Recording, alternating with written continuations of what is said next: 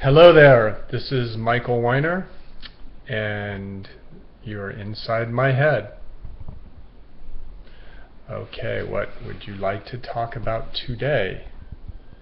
Hip action for the dogs. Okay.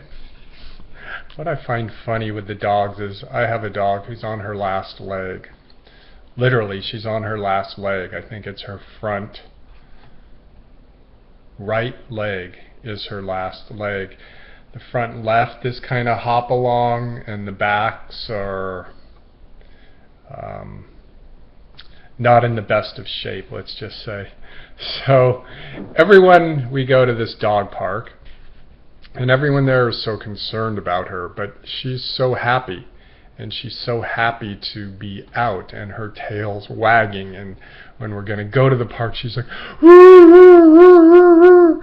And she still jumps into the car. I help her with the back legs, but she gets excited, and she still goes, and hey, keep going, girl. You go, girl. Keep going. But we get to the park, everyone's like, "Oh, poor Daisy, poor Daisy, poor Daisy. Oh, what kind of medication is she on? She needs to be on this one, and this painkiller, and that painkiller, and da da da da da da da da." And then I just look at their dogs who are telling me that I should put Daisy on all these drugs, and none of them seem very happy, and they have like stuff in their eyes, and they're kind of cloudy, and this and that, but maybe they're pain-free. I don't know for certain. I think Daisy seems to be pretty pain-free, actually. She limps around and all that, but she seems pain-free and very happy and excited and happy, and their dogs don't seem to have that. So then I thought, I wonder if they do that for their dogs, if they do that for themselves or the ones that they're caring for.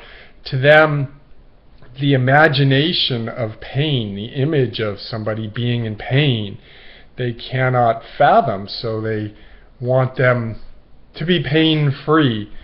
We don't care if they're not thinking right or whatever else is going along with that, but pain-free. We can't have a little pain. Not that I'm encouraging pain, and not that I think that Daisy's in pain, but I wonder where that came from. So that was an interesting thought, to me at least. So, okay, moving forward, moving backward. I was thinking about that in yoga today, that I'm thinking about something forward, then I'm not here, then time's just going so much faster because I'm just not here and I'm just going forward, and then when I do finally get forward, I'm going to be thinking about something else that's forward, and then I'm going to get there, and then I'm going to go out something else that's forward. So I'm always going to be forward ahead of time, and then time's going to run out, and where did I spend my life ahead of that time? Instead, rather, if I'm just here, then time kind of stretches out because I'm here and I'm not there. Being there, I'm always running, spinning the time thing, because I got to get there. So I'm there. But if I'm here, then I'm just here, and then you could kind of slow it all down and stretch it out. Then the days are so long, but the years are so fast. So then, yeah, so that's how you could actually play with time. And then time, I told somebody this, then time, how could your future affect your past? Okay, I'll tell you the whole story. The story of this video I watched where somebody was saying, okay, you have 10 pictures here. Tell me which 5 you would like to be friends with. And he picked out 5. And it turns out that the 5 that he picked are 5 people who are living. The 5 he didn't pick are 5 people that are dead. How did he know that? Half of me knows half as much as you. And how did he know? I don't know how he knew, but maybe there's a sense that you pick up off a picture. So how could you pick that up off of a picture? Well, the Indians believe, the Native Americans, that you kind of stole part of the soul when you took a picture. So something went into that picture, that image. But then if you know when somebody died, then maybe you know how somebody is living in the future from when that picture was taken, and that is going to also affect how that picture looks to you, because you'll interpret it if you know, one, if you know if they're alive or dead, one, if you know what they're doing in their life. So the picture, even though you moved on in the timeline, it could have been taken in what you would consider the past, but it is a living picture, and the views upon it are changing like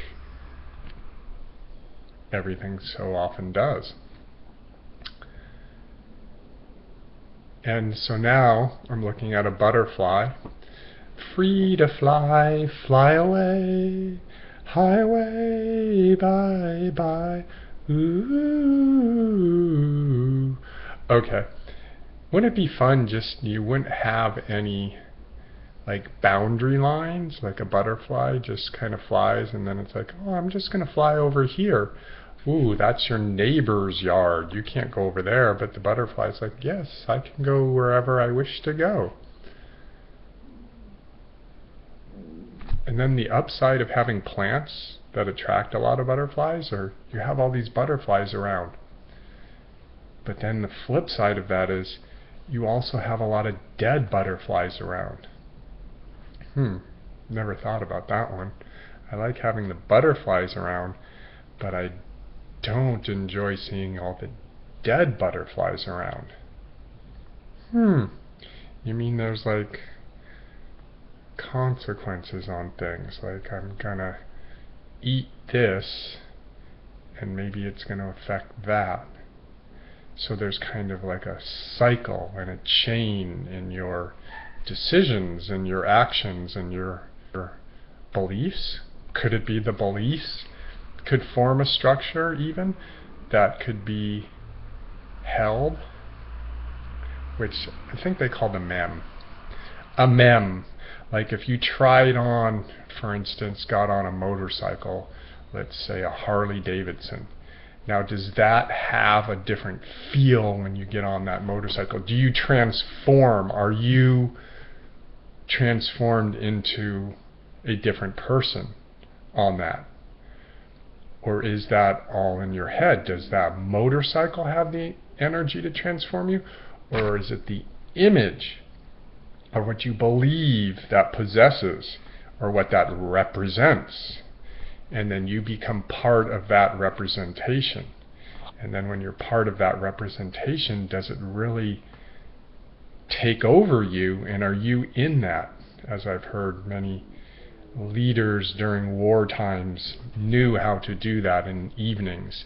They'd have these huge crowds and they would just swirl till the whole mind became this one mind, and they could move it around any which way they wanted to, like a swarm of bees. Maybe we could drive like that. That would be a good idea if we all drove like that. But driving is going to go away, because soon it's going to be all automated and we won't even drive. And it'll be like, look at that picture. People are actually driving cars. It's amazing that they didn't get in so many accidents back then. How could that be? But do we maybe have a little swarm inside that we sense here and there? And maybe those little bumps on our car are our blind spots in our psyche, possibly? We can't sense that area in us? Something to think about, maybe. Well, thank you for watching. Appreciate it.